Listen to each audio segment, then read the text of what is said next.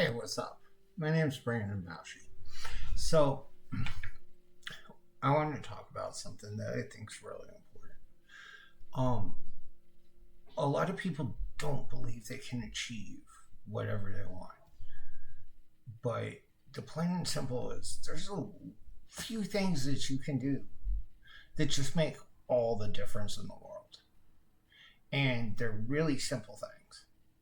So, I'm going to talk about the things that you can do to make it where you can win at almost anything you want to put your mind to. It's really simple. So the first thing is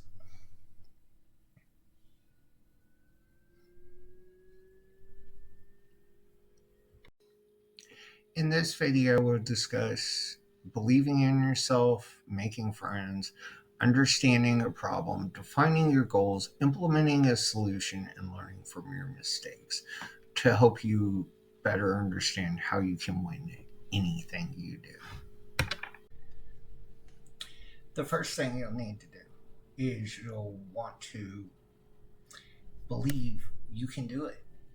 It's that simple. If you believe you can do something, it's much easier to overcome the obstacles that you face in life. And we all face them.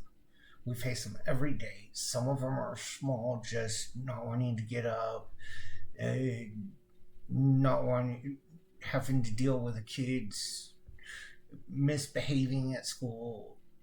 And some of them are big.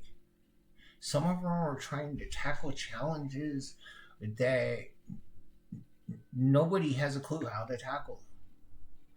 But the mentality is all the same. People who believe that they can solve whatever problem they face can.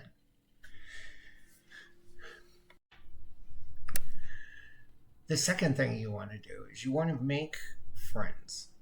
Let's be real here. You can't do everything on your own. It's not possible. You can't learn everything in the world. It just won't. It would be nice, believe me. I'd love to. My goal in life is to have a PhD in everything.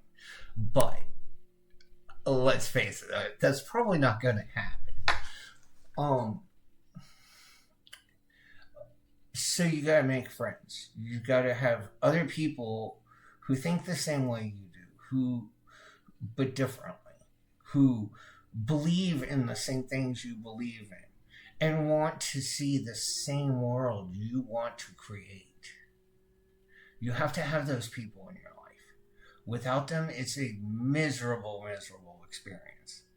And you'll never be able to get as far. If you look at most successful entrepreneurs, one of the things you see is that they work with a team. Most of them aren't solo entrepreneurs. Most of them have a team that it may be in person, it may be remote. It may be freelancers or advisors, but they have other people they work with that fill the skills gaps that they have, and then also they hire people to do the things they just don't want to do. Like, why would you want to spend 20 hours a week cleaning your house when you're trying to change the world if you can just pay someone else to do it? Like, if it's important to you to clean your house and you want to be the one who does it, cool. But you're going to have to give up something to be able to spend that 20 hours a week cleaning the house. So find people who want to do the things that you don't want to do, but that have a bigger world vision that works well with yours. And you'll find that very beneficial. The third thing you want to do is you need to understand what you're trying to achieve.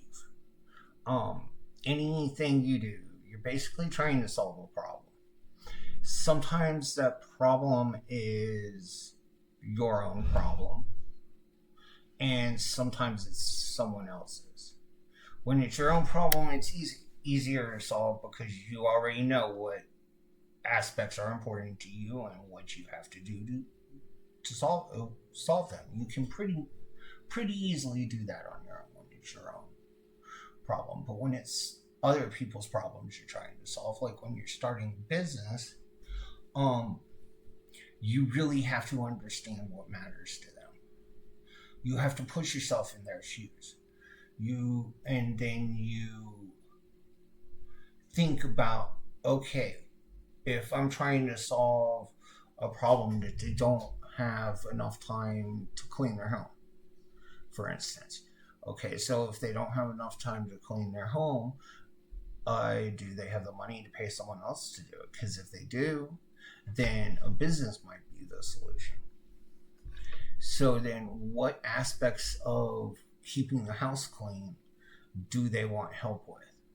And understanding what they want help with and how you can solve that problem is crucial to being able to solve people's problems effectively. So what ends up happening is basically almost every single business owner that we interviewed at Upflip, one of the things that they mentioned is they really make it a point to understand the customer process. And that consists of, and you have to put yourself in their shoes and look at, hey, what am I trying to do? How am I trying to do it? And every single place where something can go wrong, you want to find a way to remove that friction so that you can solve their problem. And just by thinking about their process and finding ways to remove that friction, you're creating a better solution for them. And a lot of times that's really all it is. So like anytime you go to a restaurant, anytime you go to a store and you see something that you don't like, I promise you there's 100,000 people who see that same problem too and don't care enough to solve it. But if you do care, then you have the ability to make the change to be able to provide the better solution for them. And letting them know that that's why you're doing it makes all the difference. So once you understand what the problem is, you have to define your goals. And everybody's goals are going to be different. Let's face it, some people want to solve a problem as quickly as possible, possibly as cheaply as possibly, and don't care if they have to come back later and make it better. Other people want to not only solve the immediate problem, but prevent future problems, and therefore are willing to pay more for a better solution. And if you're providing a solution to people, you want to define your goals. How much do you want to work? When do you want to work? How much do you want to make for the work you do? You have to define all that. Because if you don't define it, other people will. And in case you haven't noticed, being an employee these days doesn't pay people that well. Yes, some people can make a great living as an employee, but the majority of people who are employees will never become super wealthy if that's important to them. Most people who develop wealth do it through the creation of their own business and investing. That's just the nature of the beast. Is that working a 9-to-5 job isn't going to make you super rich most of the time. So define your goals from both your standpoint and if you're running a business standpoint. You can use a business plan, but most of the time it doesn't need to be that sophisticated unless it's a complex business where People are going to where there's regulations or things that could go seriously wrong and completely destroy the business model. So, so yeah, define your goals, and then it's easier to come up with a solution, which we'll discuss next. All right, so implementing a solution is simply just taking whatever different options you have, looking at them, and seeing which one best solves the problem and meets your goals. And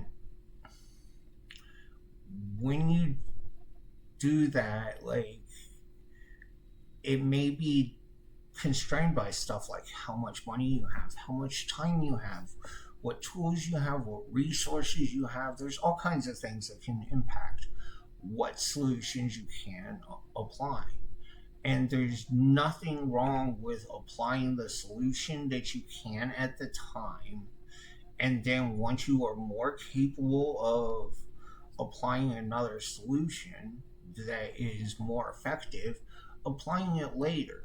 I mean, if you look at companies like Apple or Google, they are literally putting out subpar software on a regular basis and then improving it. And they do it all the time. You can see it in how much search results change, how many iOS models there are.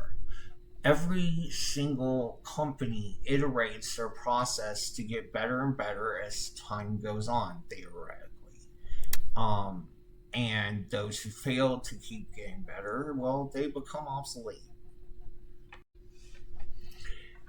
So the last step is learning from your mistakes. A lot of people don't do that. A lot of people don't take the time to reflect on what they did, what went well, what doesn't, and document how to do better the next time. And let's be real here. What that is really helping you learn. It's helping you get better at succeeding. And anyone who's successful makes a ton of mistakes. I mean, I'm not going to claim I'm the most successful person in the world because I'm nowhere near it. But I can tell you, I have made more mistakes than anyone I know. I mean, literally, it's probably in the millions at this point. But I learned from them all. Most of them I didn't repeat more than 2 or 3 or 10 times. But I made mistakes, and I learned from them each time. And I improved how I did stuff. And eventually, it gets to a point where there's not many mistakes left to make. And you know what? That goes with work. It goes with relationships. Those are a lot harder to get through all of them successfully with the same person. And it especially goes with raising kids. Oh my God, I have made so many mistakes raising kids and dating and then getting married. Like, you make mistakes. They happen. You can't beat yourself up for it because you didn't know better. You're just figuring out what works and what doesn't. So just do the best you can. Learn from your mistakes and keep moving on. As long as you don't quit, you will never fail. You might not get as far as you want, as quick as you want, but you only fail once you actually give up. So that's the end of this video. Thanks for watching. If you liked it, make sure to click the like button and the subscribe button so you can get more of my videos. Thank you. Have a wonderful day.